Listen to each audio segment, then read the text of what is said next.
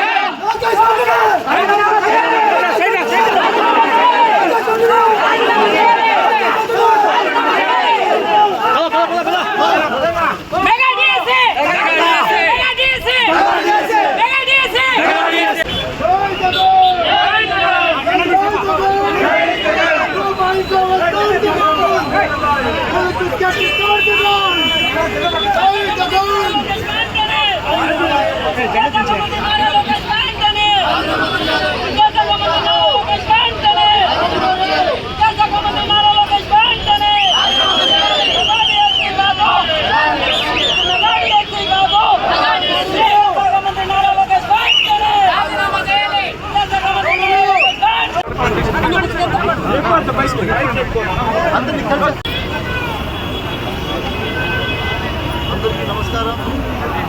ఈరోజు వైఎస్ జగన్మోహన్ రెడ్డి గారి మేరకు రాష్ట్ర వ్యాప్తంగా ఏదైతే ర్యాలీ నిర్వహించామో అందులో భాగంగా ఈరోజు విచ్చేసినటువంటి ప్రతి ఒక్కరికి పేరు పేరున ధన్యవాదాలు తెలియజేస్తూ, ఏదైతే ఈ డిఎస్సిలో జరిగినటువంటి మోసం ఈ ఆంధ్ర రాష్ట్రానికి తీరని లోటుగా భావించి మాజీ ముఖ్యమంత్రి వర్యులు వైఎస్ జగన్మోహన్ రెడ్డి గారు దీని మీద సిబిఐ ఎంక్వైరీ చేయాలి, చేస్తే కానీ నిజ నిజాలు తెలియవని బయటకు రావని, అదేవిధంగా ఈ రాష్ట్రం మొత్తం కూడా ఏదైతే 16,000 ఉద్యోగ పోస్టులకు పిలుపునిచ్చిందో ఈ ఆంధ్ర రాష్ట్రం ప్రభుత్వం ఈరోజు మీరు చూస్తే అనేక రకాలుగా, ఒకటి కాదు, ఇది కేవలం వాళ్ళ పార్టీలో ఉన్నటువంటి నాయకులు కావచ్చు, లేదో తండ్రి చంద్రబాబు నాయుడు గారు కావచ్చు, ఆయన కుమారుడు విద్యాశాఖ మంత్రి లోకేష్ గారు కావచ్చు, జోబులు నింపుకోవడానికే ఈ మెగా డిఎస్సి అనేది ఒక పెద్ద కుంభకోణంగా ఈ ఆంధ్ర రాష్ట్ర ప్రజలు గమనిస్తూ ఉన్నారు. ఎందుకంటే అనేక అనుమానాలకు తావిస్తూ ఉంది ఈ డిఎస్సి. ఎవరైతే ప్రాపర్గా ఈ డిఎస్సిలో ప్రధానంగా అధికారులు చేయాల్సినటువంటి పని ఏదైతే ఉందో అది ఒక అవుట్సోర్స్ ఉద్యోగి నవీన్ అనే అతనికి అప్పచెప్పటం, అతనే పూర్తి బాధ్యతలు తీసుకోవడం, అతనికే స్టేట్ ఫస్ట్ ర్యాంక్ రావటం, ఇవన్నీ చూస్తూ ఉంటే దీని వెనక పెద్ద కుంభకోణం జరిగిందనే విషయం తెర మీదకి వచ్చింది. తెర మీదకి వస్తేనే ఆన్లైన్లో అతనికి వచ్చినటువంటి ఏదైతే ఫస్ట్ ర్యాంక్ వచ్చిందో దాన్ని డిలీట్ చేసినటువంటి సంగతి ఈ ఆంధ్ర రాష్ట్రానికే కాదు, ఈ ప్రపంచానికి మొత్తం కూడా తెలిసినటువంటి పరిస్థితి.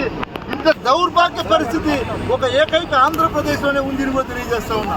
కాబట్టి వైఎస్ఆర్ కాంగ్రెస్ పార్టీ డిమాండ్ మాది ఒకటి, ఏదైతే అవకతవకలు జరిగాయో వాటి మీద సిబిఐ ఎంక్వైరీ జరపాలి. అంతవరకు నారా లోకేష్ గారు రాజీనామా చేయాలి. సిబిఐ ఎంక్వైరీ చేరిన తర్వాత నువ్వు మంచివాడని నిరూపించుకుంటే ఆ తర్వాత నువ్వు మంత్రి పదవి చేపట్టాలని మా ఈ ఆంధ్ర రాష్ట్ర ప్రజల డిమాండ్ అని కూడా తెలియజేస్తున్నాం. అదేవిధంగా మీరు చూస్తే మనం ఏదైతే గత 3 రోజుల ముందుగా రిలే నిరాహార దీక్షలు చేశాం, ఎవరికి ఏ ఆటంకం కలిగించకుండా, ఎవరికి కూడా ఇబ్బంది కలగకుండా మన పాటికి మనం చేసి సంఘీభావాన్ని తెలియపరిస్తే 3వ తేదీ మేము పర్మిషన్కి అప్లై చేసుకున్నాం. 10వ తేదీ ర్యాలీ ఉందని. 9వ తేదీ రాత్రి 30 యాక్ట్ పెడతారు. అంటే మేమేమైనా ఉగ్రవాదులా? ప్రజాస్వామ్యంలో మేము కూడా గతంలో శాసనసభ్యుడిగా పనిచేశాం. ఇంత అరాచకం ఎప్పుడు కూడా మేము చూడలేదు. ఎవరైనా సరే ర్యాలీ 10వ తేదీ మాకు పర్మిషన్ ఇవ్వండి, 3వ తేదీ మేము అప్లికేషన్ పెడితే 9వ తేదీ రాత్రి 8 గంటలకు పోలీస్ అధికారులు 30 యాక్ట్ అమలు చేస్తున్నారు. పలమనేరులో ఇంతవరకు ఇలాంటి సంస్కృతి ఎప్పుడైనా ఉండిందా? పలమనేరు ప్రజలారా మీరు గమనించండి. ఇంత సంస్కృతి 30 యాక్ట్ అంటే ఏంటి? ఏదైనా ఉగ్రవాదులు ఏమన్నా ఇక్కడికి విచ్చేసి ఏదైనా ప్రభుత్వానికి ఏమైనా ఆటంకాలు కల్పించే విధంగా కానీ, ప్రజలకు ఆటంకాలు కలిగే విధంగా కానీ, లేదా మేమేమైనా తెలుగుదేశం వాళ్ళ ఇంట్లో మీద దౌర్జన్యానికి పోయామా? సిక్కు లేదా మీకు పోలీసులు కానీ అడుగుతూ ఉన్నాం. వైఎస్ రాజశేఖర రెడ్డి గారి విగ్రహం ముందర దాదాపు 4 రోజులు తెలుగుదేశం వాళ్ళు కటౌట్ కట్టి మేము ఏ కార్యక్రమం చేయాలన్నా అడ్డంగా పెట్టారు. ఇలాంటి సంస్కృతిని ప్రోత్సహిస్తున్నటువంటి పోలీస్ శాఖకు కొంచెమైనా సిగ్గుందా అని అడుగుతూ ఉన్నా. ఇదే విధంగా మీరు చూడండి, నందమూరి తారక రామారావు గారు ఉన్నారు ఇక్కడ. నేను కూడా 5 సంవత్సరాలు శాసనసభ్యుడిగా ఉన్నప్పుడు ఏ ఒక్కడు కూడా ఆయనకు అడ్డంగా మేము కటౌట్లు కట్టినటువంటి సంస్కృతి లేదు. గుర్తుపెట్టుకోండి. మీరు మాకు నేర్పిస్తున్నారు, మేము నేర్చుకుంటాం. గుర్తుపెట్టుకోండి, ఇలాంటి సంస్కృతి పలమనేరులో ఇంతవరకు లేదు. మా వాళ్లకు మీరు నేర్పిస్తున్నారు ఇలాంటి సంస్కృతి. ఖచ్చితంగా దగ్గరలోనే ఉంది. అయిపోయింది, మీ టైం అయిపోయింది. ఆంధ్ర రాష్ట్రం మొత్తం మీరు గిరగిరా అని తిరిగి పాతాళానికి వెళ్ళే సమయం ఆసన్నమైంది. గుర్తుపెట్టుకోండి. ఎందుకంటే మీరు ప్రజల్లో మీ పార్టీ అధికారంలోకి వచ్చిన తర్వాత మీరు ప్రజలకు ఇచ్చినటువంటి మాటలన్నీ గాలికి వదిలేసి, అబ్బా కొడుకు కావచ్చు, కూటమి నాయకులు కావచ్చు, గాలికి వదిలేసి మీరు పేద బడుగు బలహీన వర్గాలకు అందించినటువంటి ఘనత జగన్మోహన్ రెడ్డి గారిది. ఇంటింటికి కూడా ఆ రోజు వెళ్ళి పథకాలు అందించినటువంటి సమయంలో కరోనా కూడా 2 సంవత్సరాలు ఉండింది. కరోనా ఉన్న సమయంలో కూడా పథకాలు ఆగకుండా జగన్మోహన్ రెడ్డి గారు ఇంటికి అందించినటువంటి ఘనత. నేను సంపద సృష్టిస్తానని చెప్పి జగన్మోహన్ రెడ్డి గారు 5 సంవత్సరాల్లో చేసినటువంటి అప్పు 3 లక్షలు అయితే నువ్వు 2.5 సంవత్సరంకే 3.5 లక్షల కోట్లు అప్పు చేసి చెప్పినటువంటి వాగ్దానాలు ఒకటి నెరవేర్చకుండా డబ్బంతా ఎక్కడికి వెళ్ళింది అని అడుగుతున్నాం మేము. ఈ రాష్ట్ర ప్రజలు గమనించాలి.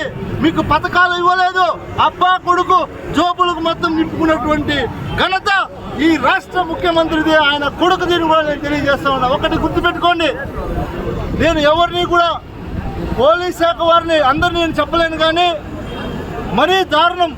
మీరు ప్రవర్తిస్తున్నటువంటి తీరు మారకపోతే రాబోయే రోజుల్లో మీరు ఖచ్చితంగా చాలా ఇబ్బంది పడాల్సి వస్తుంది సార్, గుర్తుపెట్టుకోండి సార్ అని కూడా నేను తెలియజేస్తా ఉన్నాను. ఎందుకంటే ఇవన్నీ మాకు తెలియదు. గతంలో 5 సంవత్సరాలు మా ముఖ్యమంత్రి మాకు ఇలాంటివి నేర్పించలేదు. మాకు ఇప్పుడు మేము ప్రతిపక్షంలో ఉంటే మేము ఎలా చేయాలి అని మీరు నేర్పిస్తున్నారు. ఇప్పుడు మేము నేర్చుకుంటే తర్వాత మీ పరిస్థితి ఏంటి అని కూడా మీరు గుర్తుపెట్టుకోండి అని కూడా మీకు తెలియజేస్తూ, ఇక్కడికి విచ్చేసినటువంటి అక్క చెల్లెమ్మలకు, జెడ్పీటీసీలకు, ఎంపీటీసీలకు, ఎంపీపీలకు, వైఎస్ఆర్ కుటుంబ సభ్యులకు, కౌన్సిలర్లకు, చైర్మన్లకు, విధి విధానం అందరికీ ఇక్కడికి విచ్చేసినటువంటి ప్రతి ఒక్కరికి కూడా పేరు పేరున ధన్యవాదాలు తెలియజేస్తాను.